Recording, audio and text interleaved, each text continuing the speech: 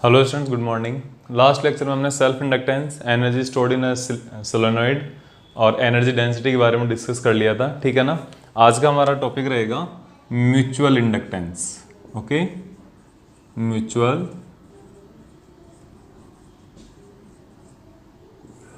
Inductance क्या होती है इसके बारे में आपको देखना है, ठीक है ना।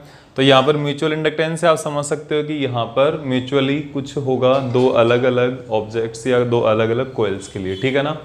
यहाँ पर देखो, लास्ट लेक्चर में जो सेल्फ इंडक्टेंस था उसमें आपने ये देखा था कि अगर एक कोयल रखी हुई है, इस कोयल के अंदर अगर करंट में चेंज हो रहा है तो उसको अपोज करने को क्या कह रहे हैं हम, सेल्फ इंडक्टेंस कह रहे हैं। Okay, property which opposes the change in current by the coil or by a solenoid is known as a self inductance, and due to that property an opposite EMF is generated in a solenoid. Okay, but in this case, second case, we have mutual inductance और इसके अंदर क्या होगा, हमारे पास दो अलग अलग coils होंगी, ठीक है। और कोयल आप इसको फर्स्ट कंसिडर कर लो, इसको हम कोयल सेकंड कंसिडर कर लेते हैं, ठीक है। यहाँ पर करंट I1 होगी और यहाँ पर करंट I2 होगी, ठीक है। तो अब यहाँ पर आपको ये देखना है कि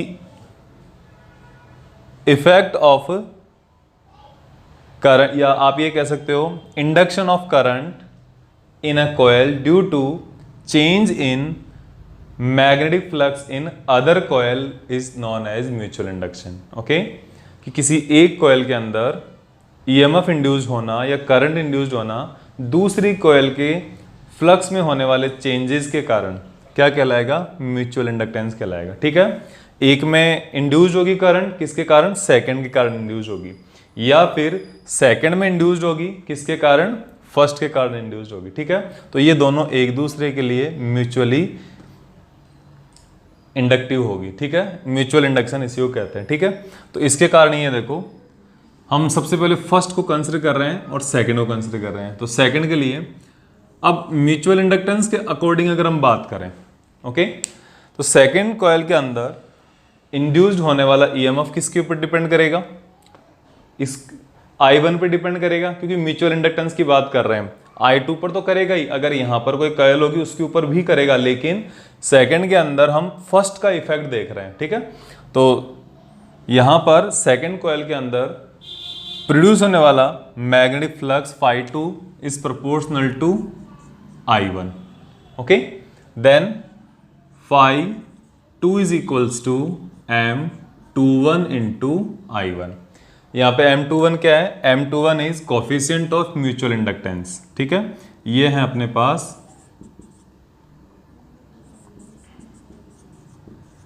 कोफिशिएंट ऑफ म्यूचुअल इंडक्टेंस, ठीक है। म्यूचुअल इंडक्टेंस का इसका कोफिशिएंट मानेंगे हम, ठीक है। अब यहां पर ये M21 है, ये म्यूचुअल इंडक्टेंस हो गई। अब इसी को हमें डेराइव करना, इसी के बारे में हमें आगे तक इसके डिस्कशन करना है। तो यहां पर आपको पता है फैराडेज ने क्या कहा था,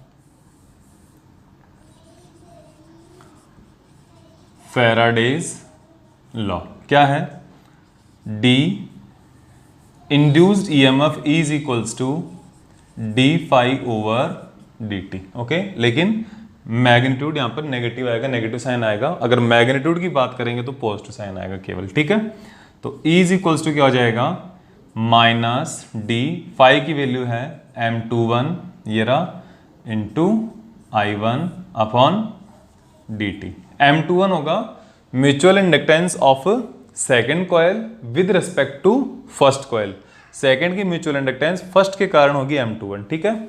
अब यहाँ पे देखो आप, जो M21 है ये तो कांस्टेंट है, तो minus of M21 DI1 over DT, ये क्या होगा, सेकंड के अंदर इंड्यूस्ड ईएमएफ होगा। तो सेकंड के अंदर इंड्यूस्ड ईएमएफ किसके कारण है, फर्स्ट के कारण है, ठीक है। ये आप ध्यान रखोगे। तो ये तो आपका पास एक ईएमएफ का फॉर्मूला आ गया कि इंड्यूस्ड ईएमएफ कितना होता है, किसमें, म्यूचुअल इंडक्टेंस में। अब इसको हम और आगे M21 के लिए सोल्व करते हैं। तो M21 कितना आ जाएगा यहाँ से, M21 is equals to minus of E2 divided by di1/dt। ठीक है, अब यहां से एक हमारे पास एक टर्म आएगी, इसको हम एक कंडीशन रख देंगे, if di1/dt equals to 1 ampere per second. Okay, di1/dt equals to 1 ampere per second. तो ये 1 एम्पियर पर सेकेंड क्या हो गया, di/dt equals to 1 ampere per second, और m21 is equals to minus of E2, नीचे 1 आ जाएगा, तो ये इसका इंड्यूस्ड ईएमएफ के इक्वल हो गया। अब आप यहां से कोफिशिएंट ऑफ म्यूचुअल इंडक्टेंस को डिफाइन कर सकते हो। तो कैसे कर सकते हो कि coefficient of mutual inductance is equals to the induced EMF in second coil due to change in current of first coil by 1 ampere per second. ठीक है ना, कि सेकंड कॉइल में इंड्यूस होने वाला ईएमएफ फर्स्ट के अंदर होने वाले चेंजेस के यूनिट एम्पियर पर सेकंड अगर चेंजेस होगा ना, उसके कारण सेकंड में कितना ईएमएफ इंड्यूस्ड हो रहा है, उसी को आप कोफिशिएंट ऑफ म्यूचुअल इंडक्टेंस से डिफाइन कर दोगे। ठीक है, तो ये अपने पास क्या हो गया, म्यूचुअल इंडक्टेंस हो गया, म्यूचुअल इंडक्टेंस का एक इंट्रोडक्टरी पार्ट हो गया। ठीक है, अब हम म्यूचुअल इंडक्टेंस का फॉर्मूला कैलकुलेट करेंगे, फॉर्मूला डेराइव करेंगे। ठीक है, तो इसके लिए देखते हैं हम क्या होता है। देखो, तो कोफिशिएंट ऑफ म्यूचुअल इंडक्टेंस में एक सोलेनॉइड, जो दो सोलेनॉइड होंगे एक दूसरे के पास में रखे हुए, एक दूसरे के अंदर रखे हुए, उनका फॉर्मूला हम यहाँ पर डेराइव करने जा रहे हैं। ठीक है, तो इजी टॉपिक है, बहुत ज़्यादा मुश्किल नहीं है, लेकिन थोड़ा सा आपको एक्स्ट्रा इसमें कंसंट्रेट करना पड़ेगा, एक्स्ट्रा ध्यान देना पड़ेगा। ठीक है, तो देखो,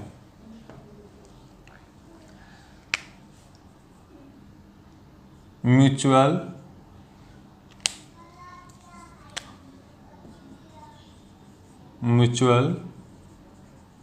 inductance of two coaxial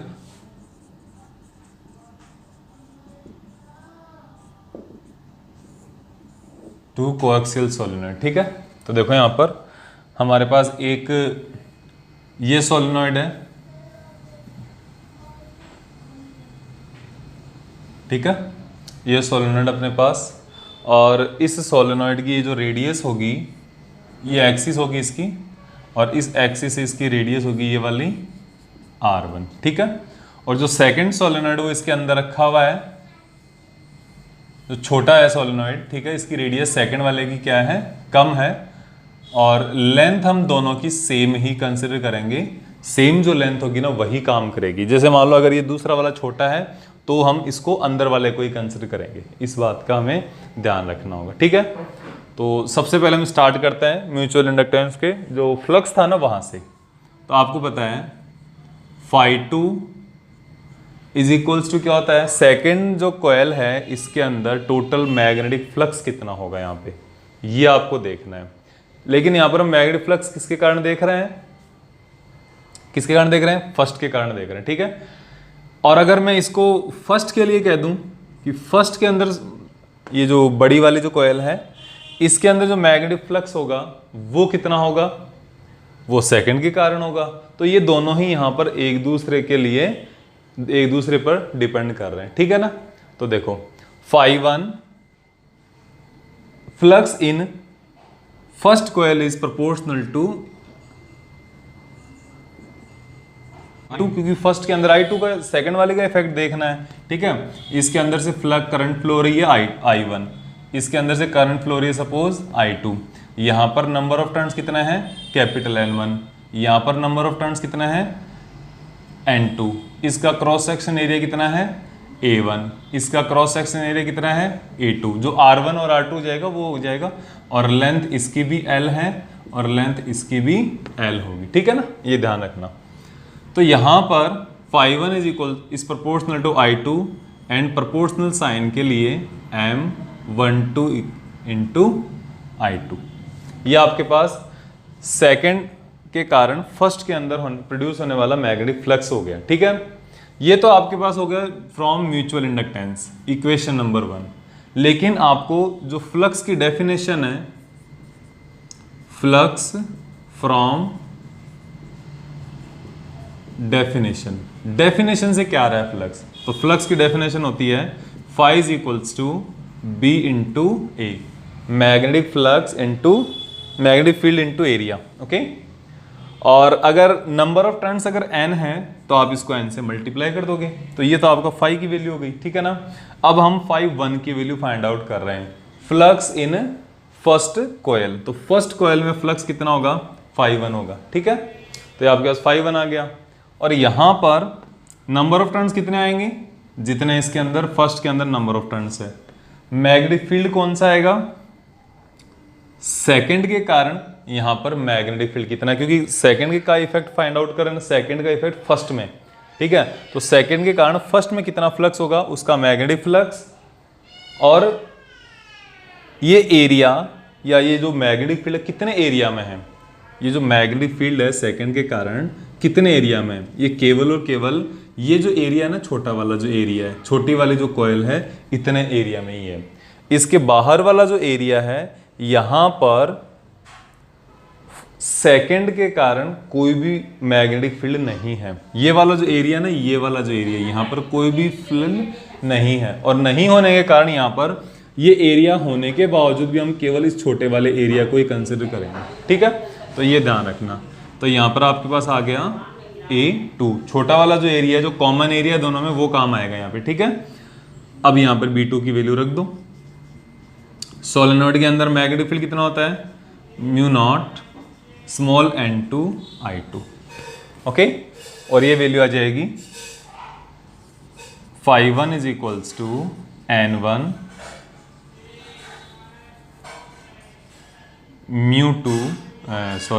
mu naught n2 I2, area कितना हो जाएगा, पाई r2 स्क्वायर, ये हो जाएगा।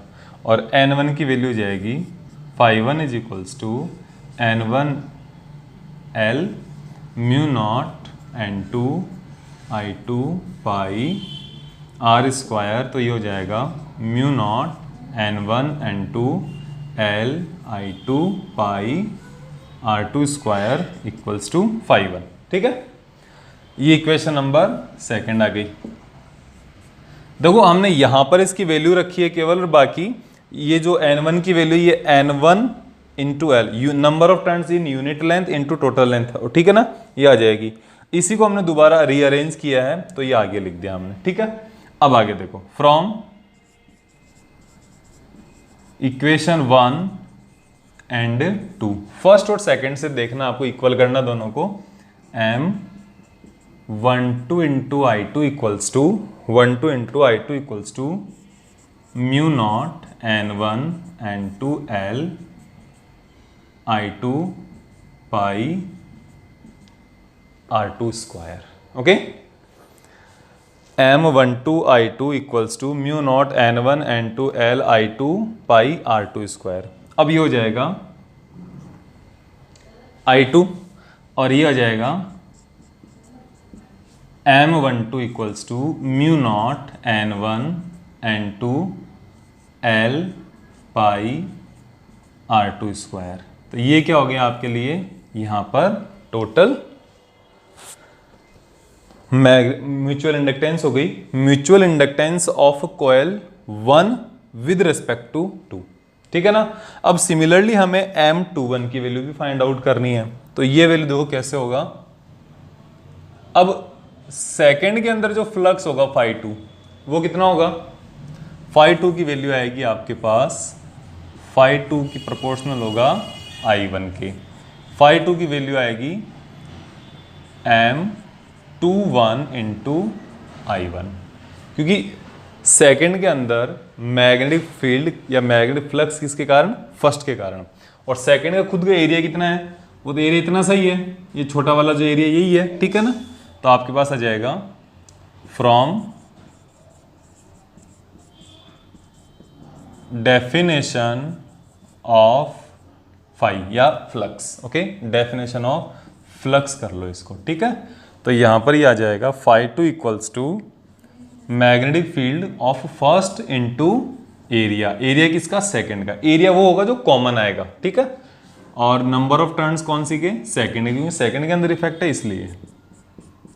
N2 म्यू नॉट, B1 की वैल्यू होगी mu naught N1 I1 into A2। आप यहाँ पे लिख देना since B1 is equals to mu naught N1 I1, ठीक है। फिर आएगा N2 into L mu naught N1 I1 A2, ठीक है। ये वैल्यू आ गई पूरी। अब यहाँ पर आपको क्या करना है, इस एरिया का स्क्वायर एरिया को वैल्यू लिखनी है, mu naught N1 N2 L I1, area को क्या लिख दोगे, पाई R2 स्क्वायर फाई 2। ये वैल्यू हो गई आपके पास। ये इक्वेशन नंबर 3 रख दो आप, ये इक्वेशन नंबर 4 रख दो। तो from equation number 3 and equation number 4th और थर्ड देखो, M21 is into I1 is equals to mu naught N1 N2 L I1 pi R square, ठीक है। इसके बाद आपको ये देखना है I1 से I1 कैंसिल आउट और M21 की वैल्यू क्या आएगी, mu naught N1 N2 L pi R2 square. अब जब इतनी वैल्यू आ गई ना, तो अब आप इस इक्वेशन को और इस इक्वेशन को ध्यान से देखो। इन दोनों इक्वेशन को देखने पर पता चलेगा M21 जो है वो M12 के एग्जैक्टली इक्वल है। मींस फर्स्ट की मीन्स आप ये कह सकते हो कि mutual inductance of first with respect to second is equals to the mutual inductance of second with respect to first, ठीक है ना। ये आपके सामने यहाँ पर म्यूचुअल इंडक्टेंस का फॉर्मूला डेराइव कर लिया हमने, ठीक है। फर्स्ट के कारण सेकंड का और सेकंड के कारण फर्स्ट का, ठीक है। अब आपको ये देखना है कि जो म्यूचुअल इंडक्टेंस होती है वो कौन कौन से फैक्टर्स पे डिपेंड करते हैं। इसका आप एक बार स्क्रीनशॉट ले लो और इसको नोट कर लो आप, जिससे कि आप इसको समझने में और भी ईजी हो जाएगा, ठीक है। ठीक, अब है अपने पास factors which can affect the value of mutual inductance of two coils, ठीक है। कि जो दो कॉइल है अलग अलग, उनमें म्यूचुअल इंडक्टेंस कैसे, कौन कौन से रीजन है जिनसे इफेक्ट हो सकती है, ठीक है। एक तो देखो यहां पे होता है नंबर ऑफ टर्न्स, ठीक है। जो नंबर ऑफ टर्न्स होंगे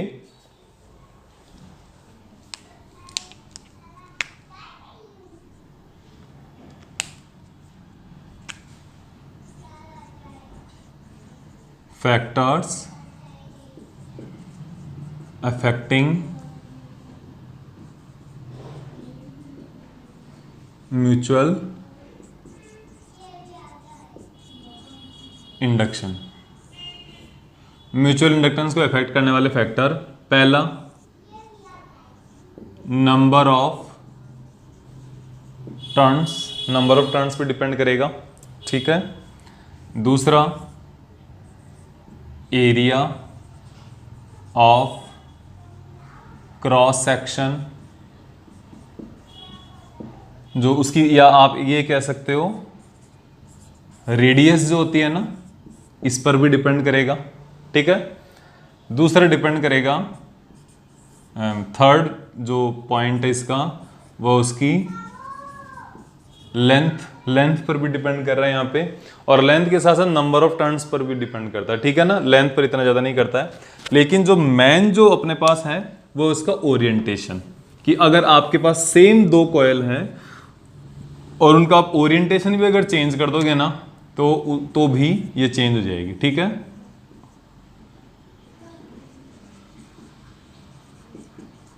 ओरिएंटेशन पर भी डिपेंड करता है। कैसे, देखो अगर आपके पास ये जो कॉइल्स है दोनों अगर कोएक्सियली रखी हुई है इस तरीके से, तो यहां पर देखो इसका जितना मैग्नेटिक फ्लक्स होगा फर्स्ट वाली कॉइल का, वो सेकंड वाली के अंदर पूरा होगा। इसका जो मैग्नेटिक फ्लक्स है कंप्लीट पूरा का पूरा इसके अंदर पास करेगा, ठीक है। तो इस यहां पर म्यूचुअल इंडक्टेंस मैक्सिमम होगा, ठीक है। यहां पर होगा मैक्सिमम, ठीक है। दूसरा हम ओरिएंटेशन ले लेते हैं, ये वाला हमने ये रख दिया इसको, तो यहां पर क्या होगा, पहले वाले के कंपैरिजन में कम होगा, ठीक है। लेकिन अगर हम इसको बिल्कुल ही इस तरीके से रख दें, ये फर्स्ट कॉइल है, ये सेकंड कॉइल है, परपेंडिकुलर हो गया ना। अब परपेंडिकुलर क्या, इसका तो क्रॉस सेक्शन एरिया ये इस डायरेक्शन में है और इसका जो फ्लक्स होने वाला, पास में होने वाला मैग्नेटिक फील्ड इस डायरेक्शन में है, तो दोनों के अंदर मैग्नेटिक फील्ड कितना बनेगा, जो मैग्नेटिक फील्ड और एरिया क्रॉस सेक्शन, इसके अंदर एंगल कितना बनेगा, 90 डिग्री। तो फ्लक्स की वैल्यू देखो यहाँ से कितनी आने वाली है, यहाँ से फ्लक्स की वैल्यू आने वाली है BA cos 90, और cos 90 की वैल्यू कितनी होने वाली है, 0 होने वाली है। तो इसलिए ये वाले जो वैल्यूज है ना यहाँ पर, इस वाले ओरिएंटेशन में ये होगा मिनिमम, और आप ये कह सकते हो 0, ठीक है। तो इस तरीके से हमारा आज का जो टॉपिक है म्यूचुअल इंडक्शन, म्यूचुअल इंडक्टेंस, ये खत्म हुआ। और हम अब नेक्स्ट जो टॉपिक है वो AC जनरेटर नेक्स्ट लेक्चर में करेंगे। आज के लिए इतना ही, ठीक है। Thank you.